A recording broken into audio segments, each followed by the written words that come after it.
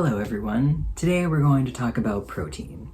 I know what you're thinking. You clicked on this video expecting me to talk about glitter and lasers, and I will be. But for the purposes of this video, glitter and lasers is going to be more of a vehicle to talk about something I think is maybe even a little more important than her being rude in a Target.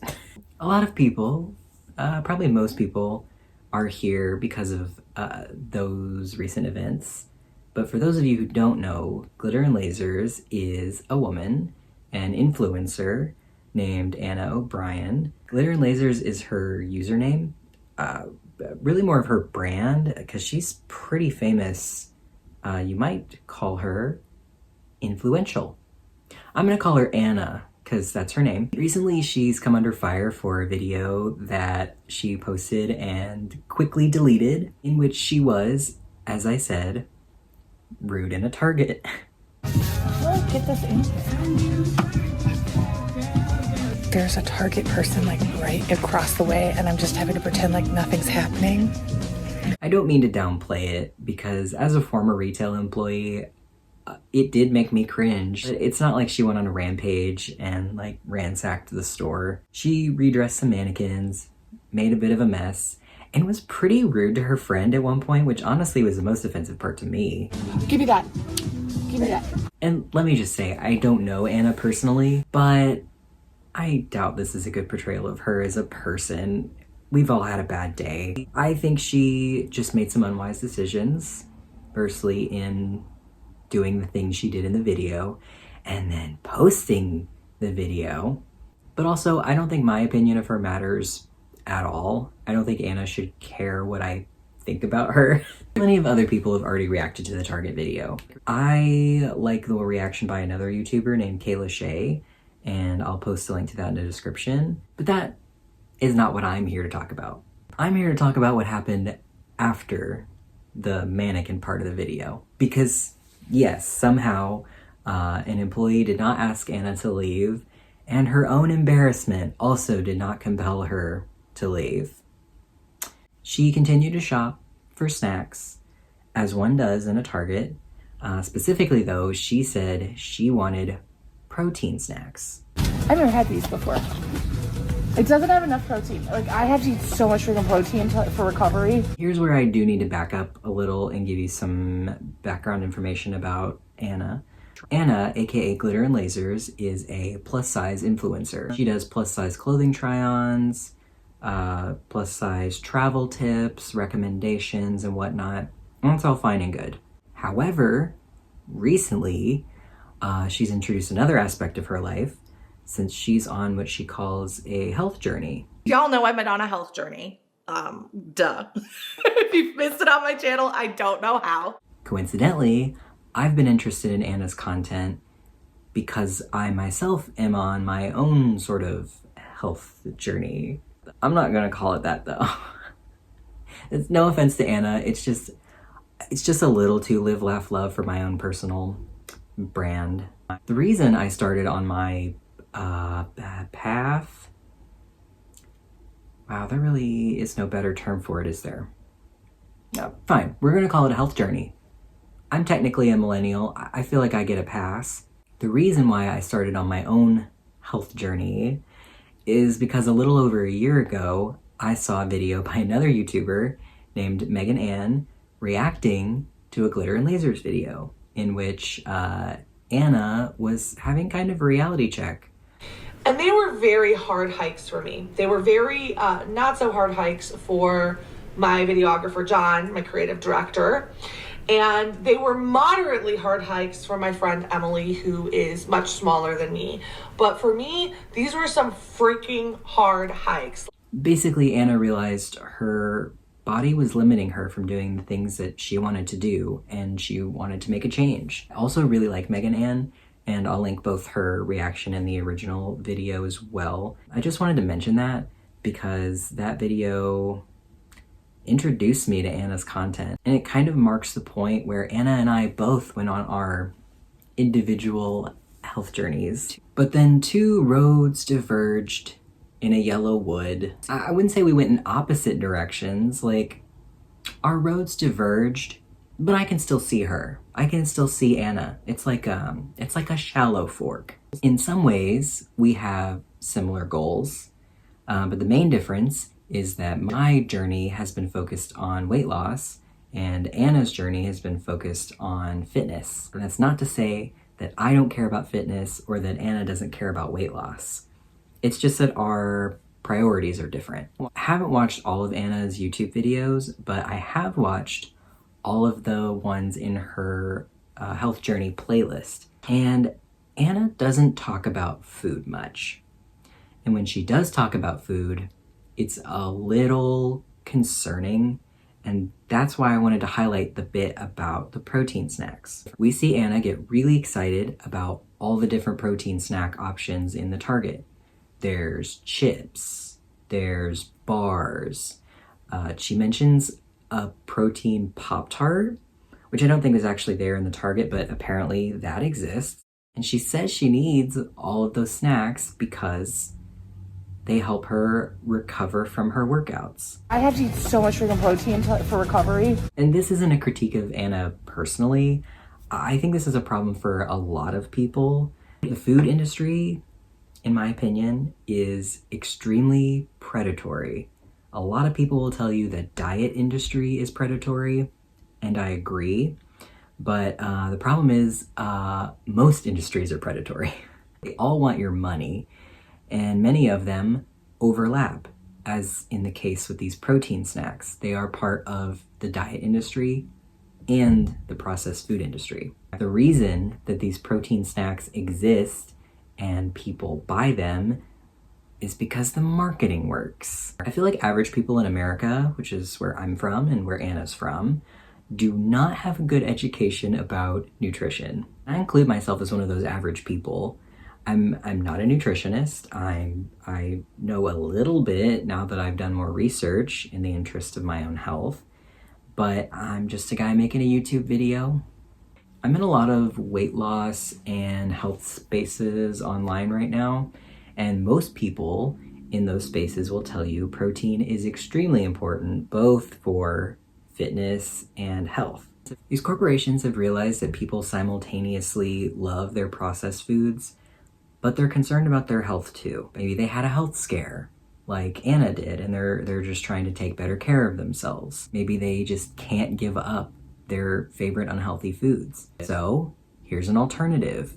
It is a snack that tastes like your favorite chips, but this one is full of protein, which you may have heard is good for you. The problem is those snacks aren't good for you. They just pretend to be. I watched a documentary recently by Morgan Spurlock, who is the guy who did that Super Size Me documentary about McDonald's. There are some critiques of Super Size Me, but I think the main arguments still ring true. This newer documentary is called Holy Chicken. It's all about the chicken industry, specifically like the fast food chicken industry. There's an expert in that video who talks about the health halo. Foods are advertised to seem healthier, but really they're just as bad for you as they always were. So companies have realized that people are really concerned about their health, and a lot of people don't have the education to recognize what makes a food unhealthy or healthy. That's why you have people flocking to these protein snacks, which are still processed, hyper-palatable foods, just with added protein to give the appearance of a healthier food. I said before that Anna doesn't talk about food much, but she did make one video recently that was all about food. Well, it was all about protein snacks. Welcome to a new series called What You Snacking On? She says she eats these snacks multiple times a day, and I don't think that's unusual. In fact, I think Anna is representative of most Americans. I certainly used to eat processed foods multiple times a day. I used to eat Lay's sour cream and onion chips literally every single day of my life. I still love them and I still eat them occasionally, but I have to be careful and measure out a normal small amount and stop there, or I will eat the entire bag. Like, you can eat a balanced diet and still incorporate some processed foods as a treat occasionally, but you shouldn't view them as a staple of your diet. I'm going to tell you, I eat bars literally twice a day, so that's why we have so many and so many variations, because you get sick of the same things. I'm also on the high protein really to help my recovery. In fact, I just got yelled at today by my team for not eating enough protein. I read the ingredients on the packages of a couple of these Quest products, namely chips and cookie bars, and I will say they seem a little healthier than like Cheetos or Toll House cookies, for example. But the truth is, they're still junk food. I put Greek yogurt in everything since I'm also trying to get enough protein in my diet now.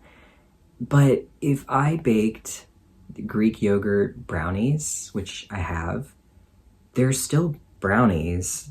Even if they're homemade, they're not healthy just because I put Greek yogurt in them. And I don't think these protein snacks are special. If you're the type of person who will binge on normal chips, what is stopping you from binging on protein chips? I can't place all the blame on corporations. Like, yes, it is absolutely a problem that they're using these sneaky marketing tactics and health halos to sell people unhealthy things. There's no denying that's shady. And it's also hard to place blame on people like Anna because that kind of advertising exists. Yes, she should take responsibility for her own health, but there's a learning curve. I didn't become an expert on nutrition overnight, and I hope she starts working with someone who can help her with that. But I think that's going to be a problem for Anna because she straddles the line between an average person's understanding of nutrition and the type perpetuated by the fat activist movement. There are a lot of videos about fat activists out there, and I tend to watch those by the YouTubers I've already mentioned. They treat people with respect while critiquing their arguments, and they don't make fun of people. A lot of fat activists peddle the idea of intuitive eating, which is basically eating whatever your body wants and viewing food as morally neutral. I think it can be good advice for people who struggle to eat enough or people who have EDs. But the problem is, if you are extremely obese or struggle with binge eating, this is terrible advice. For Anna, it seems she's absorbed this line of thinking. And just to be very clear, no food is bad. Listen, before my run earlier this week, I ate Oreos. Was that the best choice? Maybe not, but I still did it and I don't have any shame for it. I'm sorry to say that's just incorrect. There are foods that are good and bad for you. If you eat something that's bad for you, it doesn't make you a bad person. It just means you didn't eat something healthy. People are extremely rude to bigger people who eat unhealthy things, but the proper response to that is not to turn around and be like, well, actually, processed foods are healthy for you. The response should be, mind your own business. I feel comfortable talking about Anna here only because she puts her business out on the internet for the world to see, and because she's giving out advice. She gives a disclaimer that she's not a professional. Hashtag not a doctor. But she is collecting money from affiliate links while talking about being on a health journey. I think her fans will take her advice. They'll think that these snacks are healthy because they have protein in them, just like Anna seems to think. I find there's a lot of double think going on in this snack video. Like, these snacks are good for you, but it doesn't matter because there are no foods that are bad for you. Like, that doesn't make any sense. And I believe Anna is trying to unlearn a lot of nonsense she picked up from the fat acceptance movement, which is understandable. I absorbed a lot of those same talking points, and I never even knew the fat acceptance movement existed. I just thought it was body positivity and unlearning diet culture. I'd be willing to bet Anna feels a similar way because there is another factor at play. Not only are lay people in the fat acceptance movement spreading misinformation online, but professional nutritionists and dietitians are too. We saw this recently when it came out that big beverage companies were paying TikTok dietitians to tell people that aspartame was fine. I can't make a claim one way or the other. I think aspartame is nasty. I don't drink like diet sodas or anything. But I do find it, yet again, extremely shady business practice, both on the part of the beverage companies and the dietitians. It doesn't stop there though, because a lot of dietitians will peddle nonsense with or without a paid sponsorship. And it's because a lot of them have absorbed into the intuitive eating / fat acceptance sphere. I'm thinking specifically about a TikToker named Ghiacy. I'm sorry, I don't know how to pronounce her name. We're gonna call her Laura. I'm not on TikTok, so I got this video from another YouTuber called Sam at Every Size, and I will link that video also. I'm pretty stoked about this one. You know the deal. Is a protein cookie actually healthier than a McDonald's apple pie? Full transparency, this is empty because it's been eaten, and we're going to compare it to the whole cookie. Yes, I know that's 2 servings, but when they advertise 16 grams of protein, that's the whole cookie. And who's eating half a cookie? But straight away, comparing apples to oranges again. My God, lady, get it together. Start calories, you got 420 in the whole cookie. You've only got 230 in the McDonald's apple pie. Carbs, you got 59 grams, 33 grams. Protein, you've got 16 in the cookie, as we've already discussed, and you've got 2 grams in the apple pie.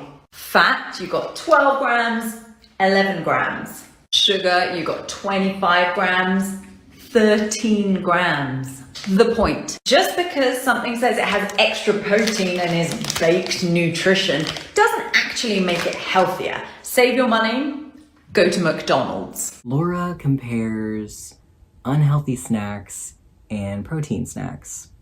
Or in other words, she compares 2 unhealthy snacks. Sam points out in her reaction that Laura is being kind of disingenuous because she compares 1 serving of the unhealthy snack to the entire multiple serving protein cookie. And I agree, that is disingenuous. Laura says she's doing this, and she claims it's because the package shows the total amount of protein for the whole cookie and not each individual serving. But just because you tell your audience you're doing a disingenuous thing doesn't make the thing you're doing not disingenuous. The conclusion from Laura is that you might as well just eat the unhealthy thing because the healthier alternative isn't that good for you either, which is just the exact wrong conclusion. The conclusion should be, in my opinion, that you should only eat either of these things occasionally in moderation because they're both unhealthy. If I ate either of these, I would be extremely hungry afterward and much more likely to have a binge cycle after them. What she should have said to end this video is that you should just take both of them and chuck them straight in the trash. But then again, Laura always tells us we shouldn't track or even care about macronutrients, so I don't know why anyone would take advice from her. That's not true. I know why people would take advice from her. It's because she's a professional telling people exactly what they want to hear. People want to eat their favorite processed snacks, and they also don't want to feel guilty. If a thin, fit, professional, personal trainer tells you you can and you should, tons of people are going to follow that advice. If a famous influencer like Anna tells you these snacks give her energy and help her recover from her workouts, and they taste just like Cheez-Its, a ton of people are going to follow that advice too. I feel like deep down, Anna and other people like her know that eating all of these processed snacks aren't healthy. From personal experience, I knew eating McDonald's multiple times a week wasn't healthy, but I convinced myself it wasn't that bad because it wasn't every day. And also, I was eating fruits and vegetables too, so like, that's part of a balanced diet. And I knew deep down that was wrong. I bought into some of these fat acceptance arguments because they were telling me exactly what I wanted to hear. The problem is a lot of people are getting their information from social media now, which has people like Anna and Laura. And I'm not that much different. I still get my information from YouTube and like podcasts and stuff. I'm not like super on social media like that. But when I learn things, I try to verify that information if I can, using something like the WHO or other medical consensus. If you want healthy protein options, I like eggs and like cottage cheese. They're not as fun as protein chips, but they get the job done. Because that's what food does. It does a job. Some foods do that job better than others. And I am not sponsored by Big Cottage Cheese.